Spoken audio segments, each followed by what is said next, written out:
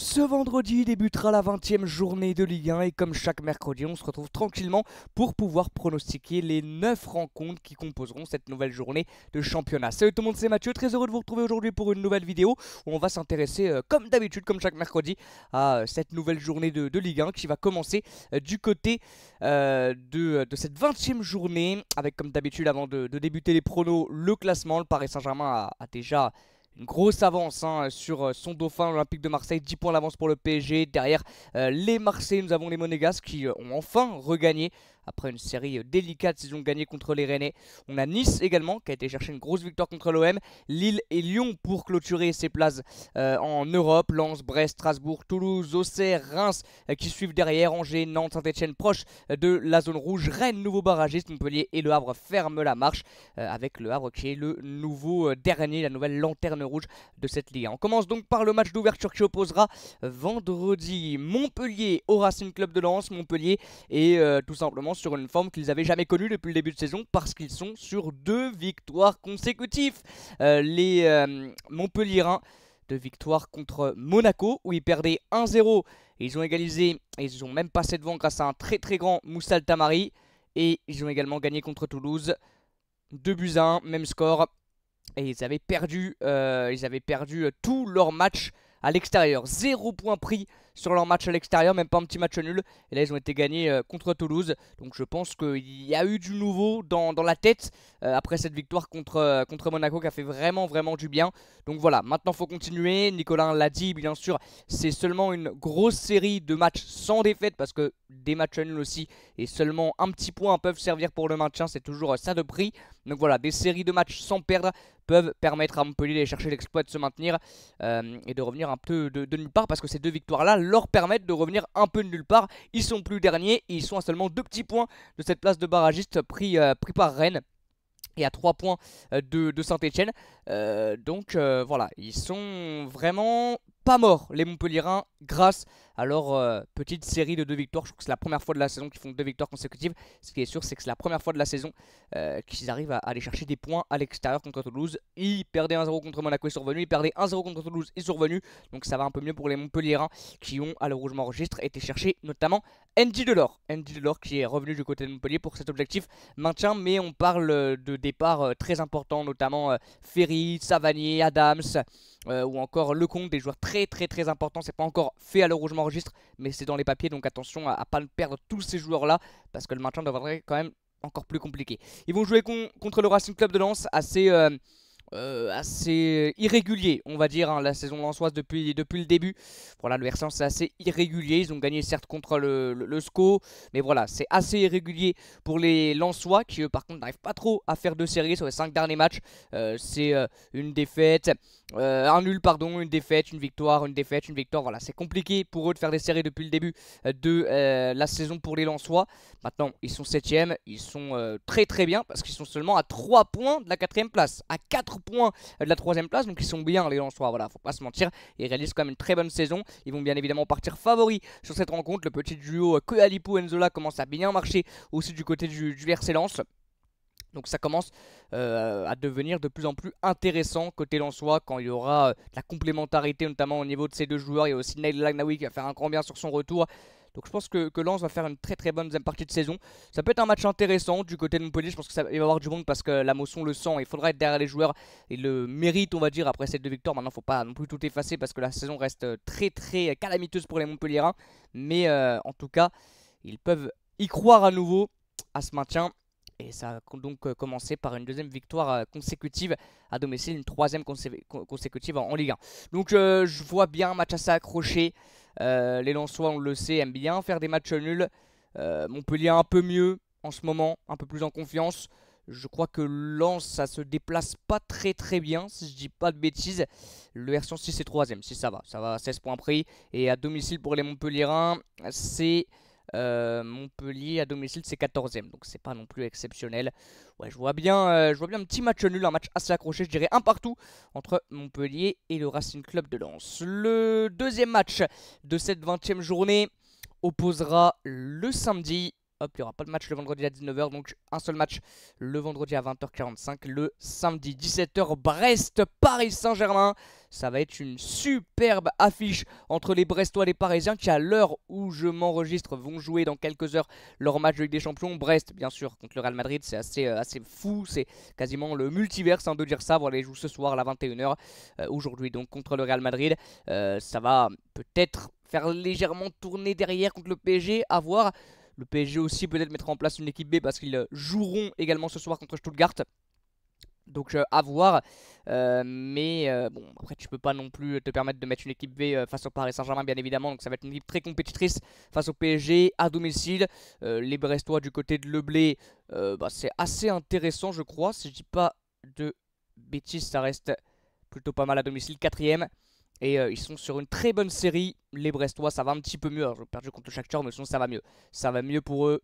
En Ligue 1, en tout cas, ça ne perd plus depuis cette défaite contre Angers.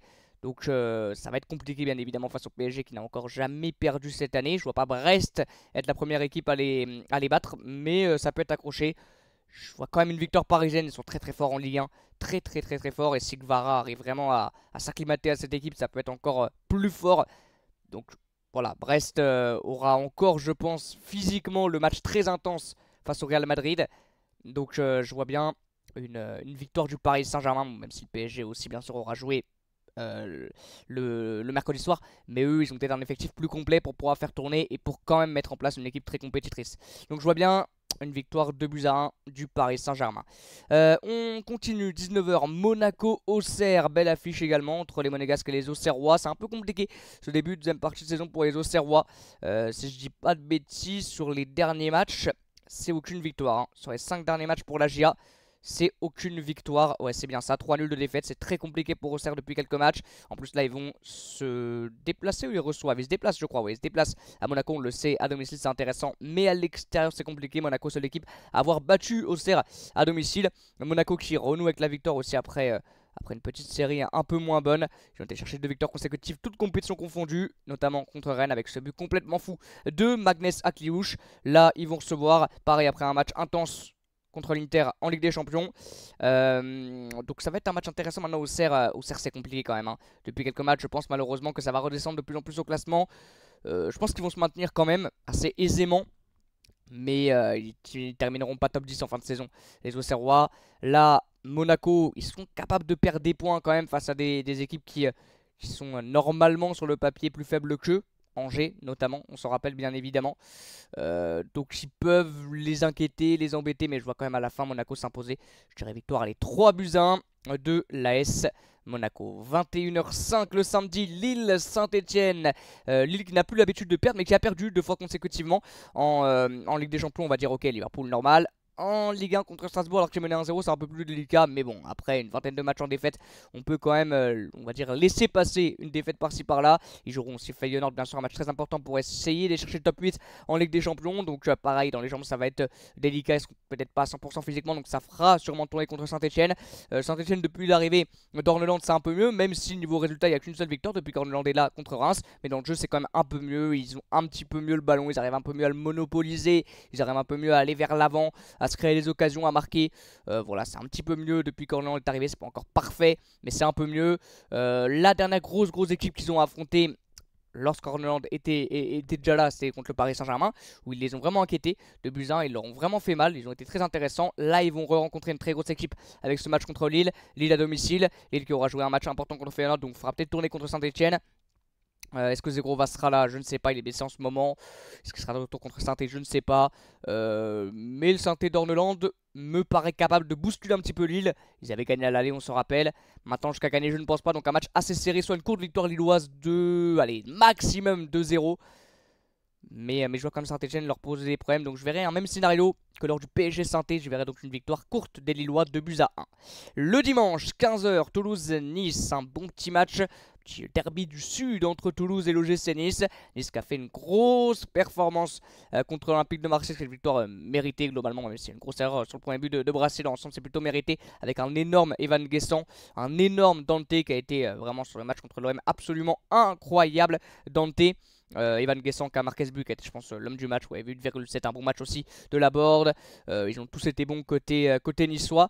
Ils auront aussi un match de Ligue Europa à jouer, mais vu qu'ils sont déjà éliminés, je pense que ça va mettre l'équipe B, voire C contre Bodo Glimt. Hein. Il n'y a plus Aucun exploit et surprise côté niçois à espérer parce qu'ils sont déjà éliminés. Et Toulouse, bon c'est assez irrégulier aussi, on parlait de Lens tout à l'heure. Toulouse c'est pareil, c'est une équipe assez irrégulière qui a perdu là contre Montpellier, voilà, qui est assez irrégulier, qui peine à démarrer les séries, qui sont quand même qualifiés pour les huitièmes de finale de Coupe de France et qui vont donc jouer là l'OGC Nice. Ça va être un bon petit match du côté de Toulouse. Je crois qu'à domicile au Stadium ça marche plutôt pas mal pour les Toulousains. Ouais, 11ème, ça va. Et Nice, est-ce qu'ils se déplacent bien? Les Niçois, ils sont 8ème. Les Niçois à l'extérieur. Ça peut être un match assez intéressant. Je vois un match assez prolifique. On sait que Toulouse, voilà, offensivement, ils sont intéressants. Aboukla, Lugbo. Bon, Nice, offensivement, c'est peut-être. Je pense qu'individuellement, ils ont une attaque très très intéressante, les Niçois. Très sincèrement, avec les Yann Gbo, les Evan Guessant. Voilà, les Mohamed Ali Chaud, les Laborde, même Sofiane Diop parfois, même Moukoko qui joue un peu moins en ce moment. C'est vraiment très intéressant côté Nice. Je pense qu'on peut voir des buts sur ce match-là. Et je verrai un match prolifique de 2. Ensuite, 3 matchs lors du multi. Angers, Le Havre. Défaite absolument interdite pour les Havrais. Qui ne font que perdre. Qui n'ont plus gagné, je crois, depuis le 24 novembre. C'est la crise. Hein. Vraiment, c'est la dèche dans l'ardèche du côté du Havre. On va pas se mentir. L'effectif est très très faible du côté du Havre. La forme, elle est catastrophique. Et côté Angevin, c'est beaucoup mieux. 4 victoires consécutives, toutes compétitions confondues. Ils ont perdu certes contre Lens. Mais ils n'ont pas fait un si mauvais match que ça. Les Angevins avec Esteban Lepol intéressant, qui a marqué je crois sur tous ces matchs là, je crois qu'il a marqué au moins un but, 4 buts ou sur les 4 derniers matchs, quelque chose comme ça. C'est très très bien ce qu'il fait Esteban Lepol côté Angevin. On a des bons joueurs, notamment Abdein, notamment Alevina, qui sont très intéressants, notamment Farid El Melali. J'aime bien ce quatuor offensif côté Angevin. Ça va être à domicile. Le Havre c'est tellement catastrophique dans le jeu, dans les résultats, dans le contenu depuis quelques matchs. Je comprends toujours pas pourquoi JJ n'est pas parti. C'est assez inexplicable. Bref. Donc ouais, je vois bien une victoire quand même angevine. Ils sont beaucoup mieux en ce moment niveau confiance, niveau physique, niveau dans la tête, niveau jeu aussi, c'est beaucoup mieux côté angevin. Donc je vois une victoire angevin de 2-0. À Reims, Nantes, le stade de Reims qui jouera face à Nantes. Reims qui depuis quelques matchs a quand même du mal, hein, on va pas se mentir, ils ont plus gagné depuis un petit moment les Rémois. Bon, il y a eu 3 matchs toutes compétitions confondues, ils ont gagné contre Monaco pour se qualifier en 8ème de finale à la Coupe de France, nul contre le PSG pour leur faire du bien évidemment, où ils ont été chercher une très belle performance avec un très bon match nul. Dernière victoire en Ligue 1, c'était le 10 novembre. Hein. C'était le 10 novembre la dernière victoire des Rémois en Ligue 1. Ça remonte vraiment énormément. Il y a le départ d'Agbadou qui fait vraiment du mal. Un Nakamura qui est le meilleur buteur, qui est, quand il est dans l'axe, je trouve un peu moins bon, même si je crois qu'il marque son but contre le PSG quand il est dans l'axe, mais je trouve beaucoup mieux sur un côté. Si je dis pas de bêtises, je trouve beaucoup mieux sur un côté. Ito de l'autre côté, ça marche bien aussi. Donc offensivement, bon, on a des joueurs individuellement assez bons, mais le départ d'Agbadou a vraiment fait du mal. Hein. Cette formation, il y a eu l'arrivée de Patrick au milieu de terrain. Il a joué qu'un seul match, je crois, si je dis pas de bêtises, donc on peut pas encore trop le juger. Ils vont jouer Nantes. Nantes, ça ne perd plus. Hein. Alors ça gagne plus, mais ça perd plus. Ça fait que des matchs nuls. Quasiment que des nuls contre Lille, contre Monaco, contre Saint-Étienne, contre Lyon. Ils ont perdu contre Brest, mais au fond, c'est beaucoup de nuls pour les Nantais. À l'extérieur, ça arrive à aller chercher des petits résultats. Et Reims est assez fébrile quand même en ce moment, donc je verrai un nouveau match nul, un partout entre Reims et Nantes. Rennes-Strasbourg, superbe affiche, même si les Strasbourgeois pour moi partiront largement favoris. Ils ne sont pas favoris sur le papier, mais pour moi, enfin en tout cas sur les cotes, mais pour moi ils le sont très largement favoris. Réellement, les Strasbourgeois, parce que là ce qu'ils réalisent depuis quelques matchs maintenant, ils ont eu une petite série un petit peu compliquée, mais ils ont laissé passer l'orage. Et là c'est beaucoup mieux pour eux, notamment cette grosse victoire contre Lille, très grosse victoire contre les Lillois, le match nul à l'OM après avoir gagné à l'aller. Donc c'est très intéressant ce qu'ils font les Strasbourgeois. Et puis Rennes, à Rennes, comment vous dire que c'est dur, hein. Comment vous dire que c'est dur pour les Rennais, à domicile seulement 9 petits points pris. Strasbourg, c'est plutôt pas mal, ouais, 9 points pris aussi à l'extérieur pour les Strasbourgeois. Mais Rennes, ouais, c'est délicat, hein, très délicat. Et puis défensivement, c'est cataclysmique. Hein. On parlait déjà d'un énorme point faible l'année dernière du secteur défensif. Regardez que des défaites là sur le dernier match. Là. Les 5 derniers matchs, c'est cataclysmique. Je pense qu'ils sont dans les derniers hein, sur la forme. Avec une seule victoire, la dernière c'était le 15 décembre contre Angers où dans le contenu c'était vraiment pas fou, il n'y avait rien de rassurant. Je pense que le projet Aurélien Sampaoli ne prend pas et ne prendra jamais. Il y a des choix un peu bizarres, notamment faire jouer Seko Fofana ailier gauche. Enfin en tout cas milieu offensif gauche, je comprends pas trop. Alors que quand il revient dans l'axe, on voit qu'il est beaucoup plus intéressant. Il l'a été en fin de match contre Monaco. Donc là ça va être dur encore pour les Rennais, surtout Strasbourg vraiment est très bon. La jeunesse strasbourgeoise, ça va beaucoup mieux pour les Strasbourgeois. Donc je vois bien une victoire strasbourgeoise de buts 1. Là ça va être la crise, enfin c'est déjà la crise. Mais là ça va vraiment être dur s'ils perdent encore, surtout au Roazhon Park. On avait déjà vu quelques échauffourées contre Brest lors du derby après la défaite. Donc là, je pense que là, ça va être très chaud s'ils venaient à perdre et jouer une victoire strasbourgeoise de buts à 1. Et on termine par the match, le très gros match de la 20e journée. L'Olympico entre l'Olympique de Marseille et Lyon. On va pas revenir sur ce choix inconsidéré, inexplicable. Et complètement con, on va pas se mentir, de Textor de virer Pierre Sage, c'est vraiment inexplicable. Mais bon, pourquoi pas. Ils vont donc chercher Paulo Fonseca, je n'ai rien contre lui, c'est un très bon coach. Paulo Fonseca, super, rien à dire, ce qu'il a fait avec Lille, c'est très bon. Il va peut-être ramener du nouveau, mais bon, si c'est pas le cas, ça va encore plus gueuler. Bien évidemment, côté lyonnais, ils vont jouer contre l'OM qui a perdu contre l'OGC Nice, qui veut se rattraper en plus à domicile, en plus dans un Olympico. On sait que c'est un match un petit peu à part. Lyon, c'est un petit peu du mal comme depuis quelques matchs, hein. Ça ne gagne plus depuis quelques matchs, toutes compétitions confondues, parce qu'ils ont aussi perdu, on se rappelle, contre Bourgoin-Jallieu en Coupe de France. C'est peut-être la goutte d'eau qui a fait déborder le vase, même si bon, depuis quelques temps maintenant, John Textor veut s'en séparer de Pierre Sage, c'est vraiment inexplicable. Et beaucoup de nuls. Et dans le contenu aussi très inquiétant. Dernière victoire contre Montpellier, c'était très inquiétant contre Montpellier sur 1-0, parce que dans le contenu c'était vraiment pas bon du tout. Ils auront joué aussi un match de Ligue Europa où ça fera peut-être pas trop tourner, parce que contre Ludogorets, il faut absolument qu'ils gagnent pour aller chercher le top 8, se qualifier directement pour les 8ème. Donc peut-être que physiquement ça viendra peut-être pas à 100% côté Vélodrome, et il va falloir l'être. J'aime bien un match très disputé. Et ouais, l'OM pour moi quand même favori niveau effectif, niveau collectif, niveau individuel, niveau contenu, niveau jeu. Je pense que c'est quand même mieux côté marseillais. La défense lyonnaise aussi, elle n'est pas par exemple tout reproche, bon, même si sur les derniers matchs, défense marseillaise non plus, notamment Lilian Brassier, mais il sera pas là normalement sur ce match. Donc ouais, je vois bien une victoire marseillaise assez courte, mais dans un match assez explosif, assez intense, très rythmé. Je vois bien une victoire de l'OM 2-1. Voilà les amis, c'est la fin de cette vidéo des pronos de cette 20e journée de Ligue 1. Comme d'habitude, merci beaucoup de l'avoir suivi. N'hésitez pas à vous abonner, à liker, vous connaissez la chanson. Merci énormément à tout le monde pour le soutien. Je vous dis à bientôt pour de nouvelles vidéos. Et comme d'habitude, ciao.